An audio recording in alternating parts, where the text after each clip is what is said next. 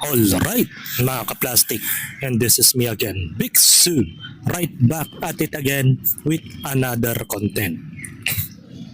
Panood nyo na to siguro, mga ka-plastic.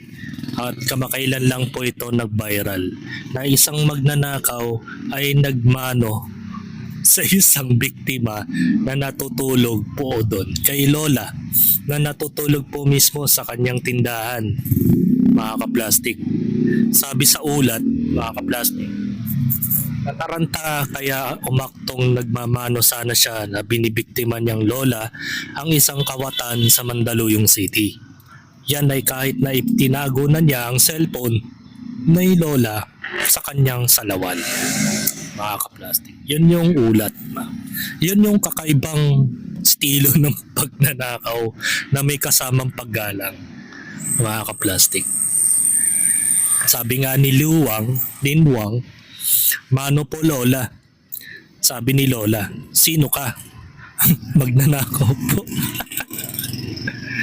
Ito po kasi yung kabuuang kwento, mga ka-plastic, para mapanood natin kung ano nga bang nangyari dun sa biktima at sa magnanakaw na yun.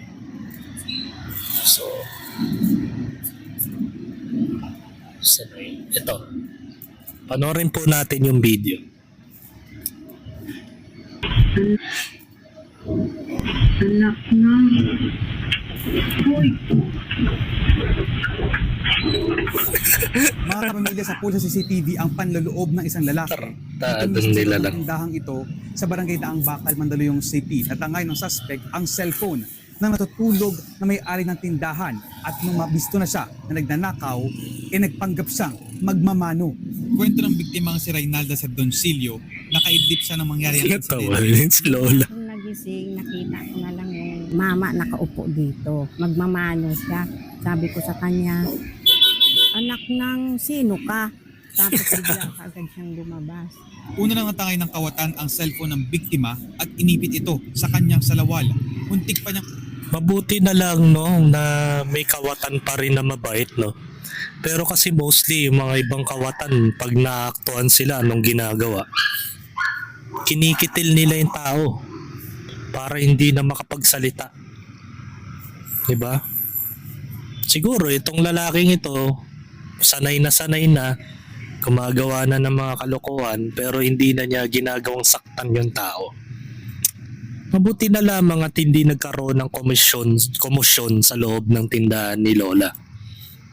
Bagamat kung makikita nyo po yung kanyang lugar o kanyang tindahan ay open na open. Kahit sinong tao pwedeng pumasok doon, mga ka-plastic.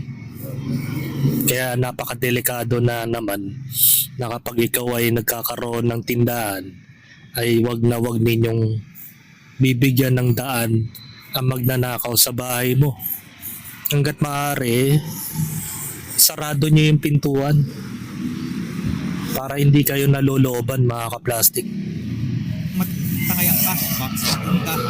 May naman mahigit 10,000 piso. Balak pa nga yung cash box. Siya. Tapos kukunin yung lalagyan ng pera. Tapos may dumating. Kumakanta.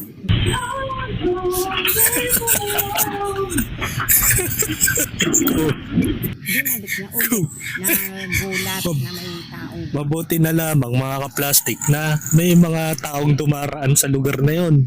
Kundi nasimot na yung mga kinita ni Lola. Diba? Para comedy. Para comedy sa isang sitcom no, mga ka-plastic yung kanyang ginawa. ta.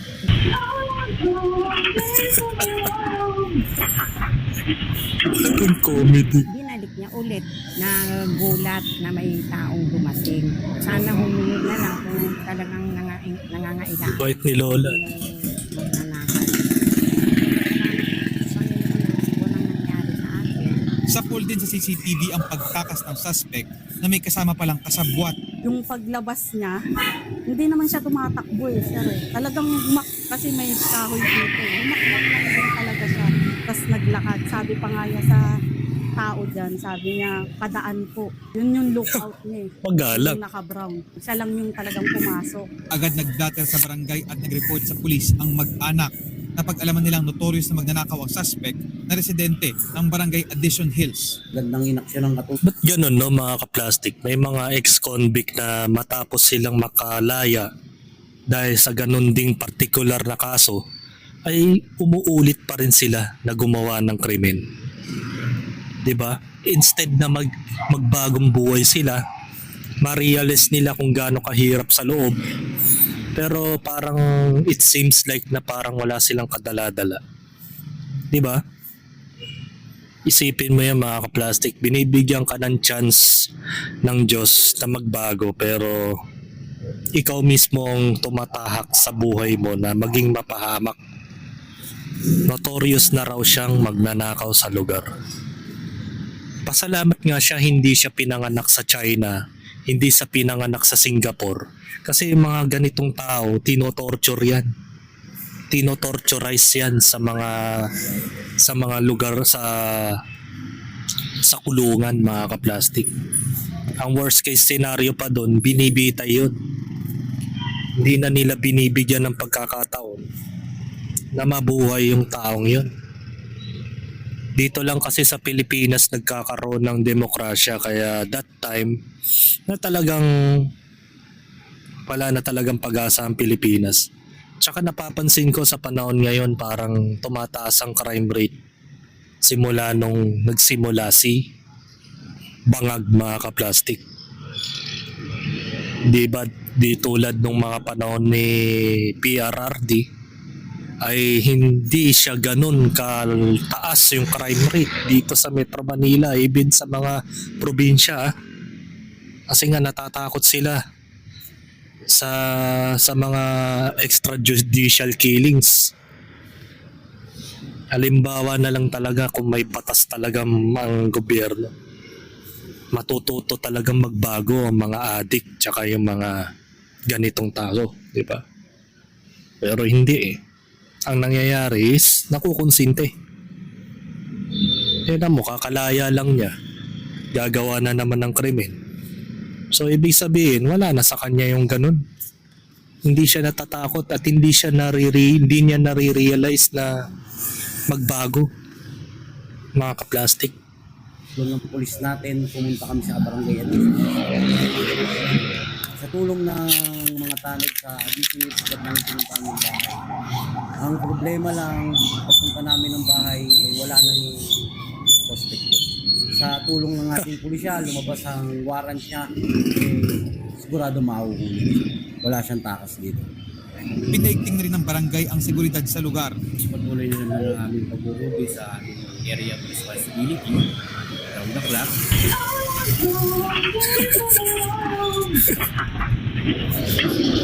Doon ako natawa. Yung kumanta eh. Yun doon ako natawa talaga sa kumanta. Area of responsibility around the clock. Ito sintonado. May lalaki talaga yung duman.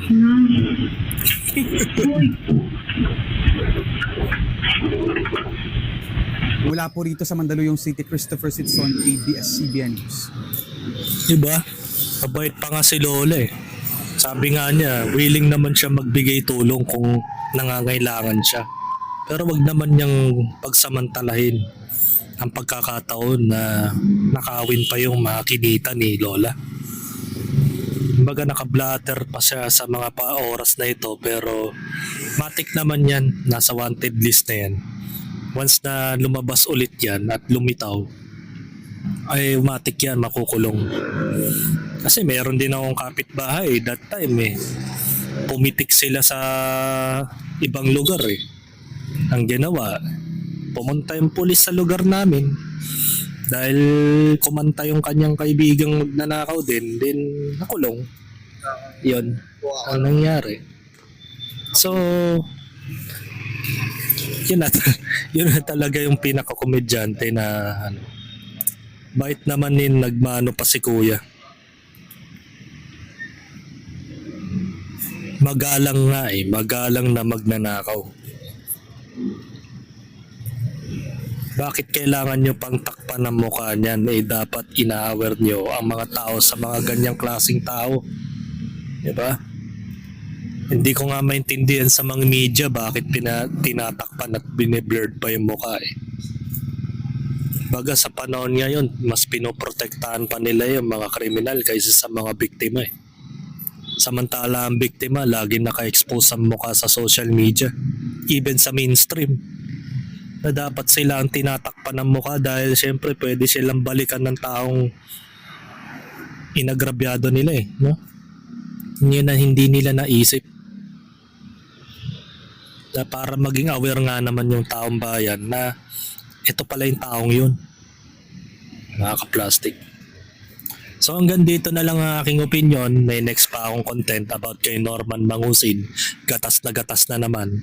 And this is me again, Bix. So lagi nagsasabing ang mga plastic ay matagal mabulok dahil ang mga plastic ay toxic. Kaya, what's up mga ka-plastic? And this is Cambid commentary video na video live stream. Signing off. Alright. Mga ka-plastic, kung nagustuhan nyo ang aking video, i-subscribe nyo lang ang aking channel. At the same time, i-hit nyo rin ang notification bell at yung all para ma-notify kayo sa aking susunod ko pang video sa aking YouTube channel. Maraming salamat po mga ka-plastic.